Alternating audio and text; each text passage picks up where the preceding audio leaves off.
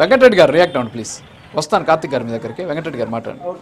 Yes అంటే ఇప్పుడు వాళ్ళకి మేమెంత సైకోలం, ఏది మేమన్నా ప్రశ్నిస్తే మేము సైకోలం, బారికేడ్లు తొలగిస్తే మేము సైకోలం.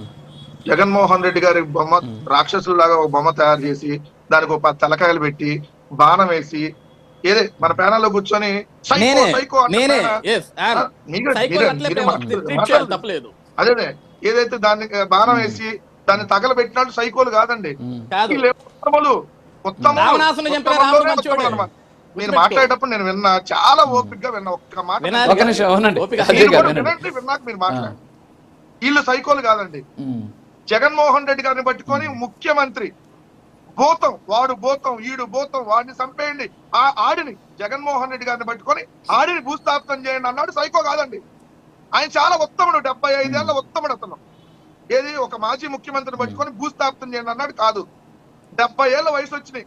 ఏది దాని కింద అదే ఒక ముఖ్యమంత్రిని పెట్టుకున్న రోడ్డు మీద కాల్చి చంపమన్న వాడిని ఏమంటారు సార్? రాజుగారు ఏమంటారు? నేను విన్నా, నడి రోడ్డు మీద చంద్రబాబుని కాల్చి చంపండి అన్న వాడిని ఏమంటారు? చాలా కంట్రోల్ చేసుకొని వినండి. ఏదైతే జేసీ ప్రభాకర్ రెడ్డి చెప్పండి. అరే తెలుగుదేశం వాళ్ళారా, ఒరే తెలుగుదేశం వాళ్ళారా, మీకు సిగ్గుందంటరా, మీరు కడుపుకి అన్నం తింటే వెళ్ళి వైఎస్ఆర్సీపీ వాళ్ళని నరికిరండి రా, సంపండి రా, కొట్టండి రా, నరికిరండి, సంపండి. రౌడీలు కాదు, చాలా ఉత్తములండి వాళ్ళు. ఏది అయ్యన్న పాత్రుడు వాలంటీర్లు పట్టుకొని లం డాష్ అంటే ద్వారంపూడి చంద్రశేఖర్ రెడ్డి గారు డైరెక్ట్ గా రోడ్డు మీద వచ్చి ఏ లం భాష మాట్లాడాడు. మన చెవులు రాజుగారు మీరు మాట్లాడుకోండి, మీరు మాట్లాడించుకోండి. ఎందుకు మీరు వెళ్ళిపోతారా? మాట్లాడేటప్పుడు నాకు చాలా చాలా చాలా కంట్రోల్ గా విన్నా. ఎందుకు నేను డిస్టర్బ్ చేయలేక కాదు. వినండి చెప్పండి. ఈ మిగిలిన కూడా నేను డిస్టర్బ్ చేసేలానే మాట్లాడతాను. మీరు దానికి అలౌ చేయండి. మరి చెప్పండి. మరి వీళ్ళందరూ కాదండి. ఇప్పుడు కొలిక్పూడి శ్రీనివాస్, ఇదే కొలిక్పూడి శ్రీనివాస్ రామ్ గోపాల్ వర్మ తల నరికి తెస్తానంటే, నరికి తెస్తే ₹1 ఇస్తా అని చెప్పి కూర్చొని మాట్లాడితే అతనికి ఎమ్మెల్యే సీట్ ఇచ్చారు. అతనికి ఎమ్మెల్యే సీట్ ఇచ్చింది తెలుగుదేశం పార్టీ.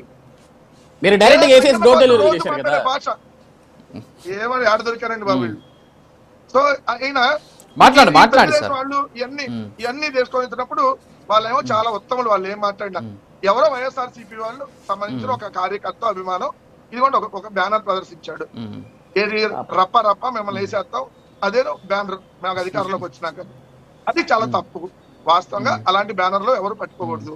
కానీ రెడ్ బుక్ అని చెప్పి పెద్ద హోర్డింగ్లు వేసి, రెడ్ బుక్ అని పెద్ద హోర్డింగ్లు వేసి ఒక్కొక్కటి అంతు చూస్తున్నాం, ఈ పుస్తకంలో పేర్లు రాసామని చెప్పి నెక్స్ట్ నువ్వే అని మాట్లాడుతున్నాళ్ళు. వీళ్ళు చేస్తే సంసారమా? వీళ్ళు రోడ్డు మీద ఏం గలీజ్ పని చేస్తే వీళ్ళు చేస్తే సంసారం. అవతల ఎవడో ఒక అభిమాని ప్రదర్శిస్తే ఇది చాలా బూతు. కాదు రాజు గారు, ఇదే రెడ్ బుక్ గురించి జగన్మోహన్ రెడ్డి గారు ఒక మాట చెప్పారు. రెడ్ బుక్ అంట లోకేష్ చూపిస్తున్నాడంటే దాని వల్ల నా వెంట్రుకు కూడా ఉండదని చెప్పాడు. మళ్ళీ రెడ్ బుక్ గురించి ఈ రోజు పెద్ద హోర్డింగ్ మాట్లాడితే సంవత్సరం నుంచి రెడ్ బుక్ గురించి మాట్లాడుతున్నారు. సరే ఓకే సార్. 15 నిమిషాలు ఉంది. నేను డిబేట్ ఎలా నేను డిబేట్ చేస్తాను, మీరు కూడా 15 నిమిషాలు చూద్దాం.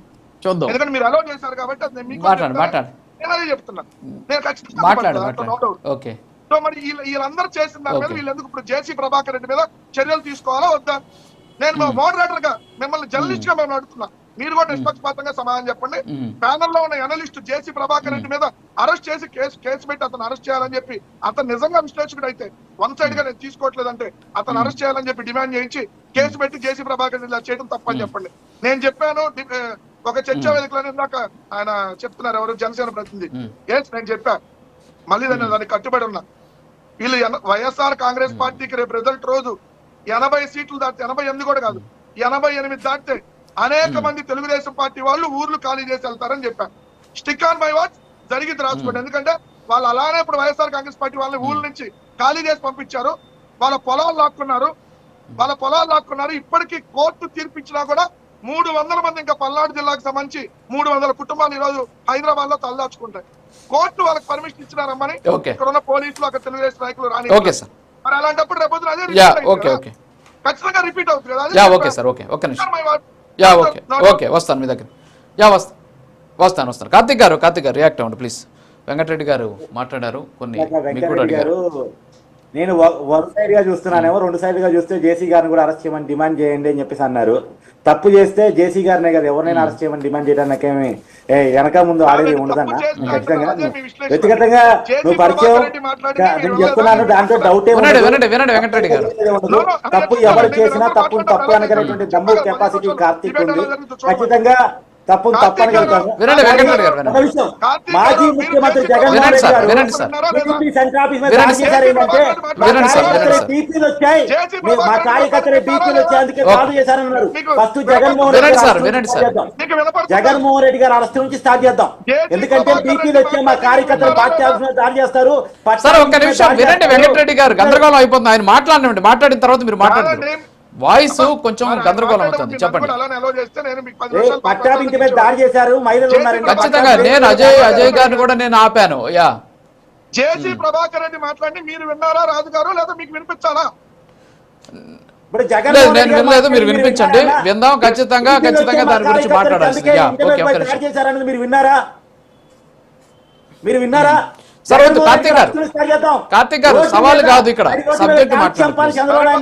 జగన్మోహన్ రెడ్డి గారు అరెస్టులు స్టార్ట్ చేద్దాం, అసలు ఆగిపోయింది. తర్వాత చంద్రబాబు ఇంటి మీదకి దాడి వెంకటరెడ్డి గారు ఆగండి కదా, తర్వాత ఇంట్లో ఉన్న ఆడవాళ్ళని మాట్లాడుకుందాం.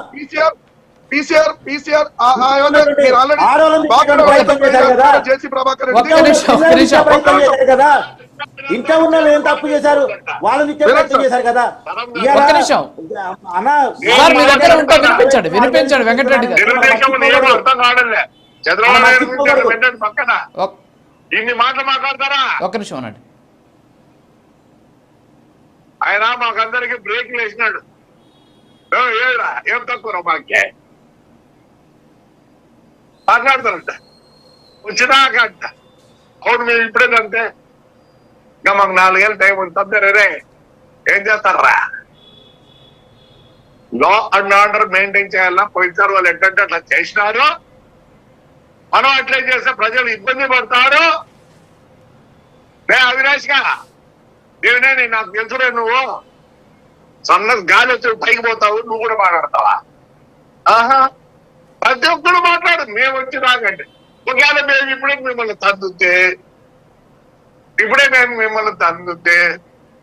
మీ దగ్గర ఉంది సార్ ఆ వీడియో, మీరు ప్లే చేస్తున్న వీడియోనే అది. మీ అక్కడ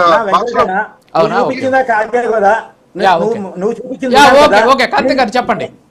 నేను చెప్పనా, ఇప్పుడు పోలీసులు బట్టలు తీస్తా చంద్ర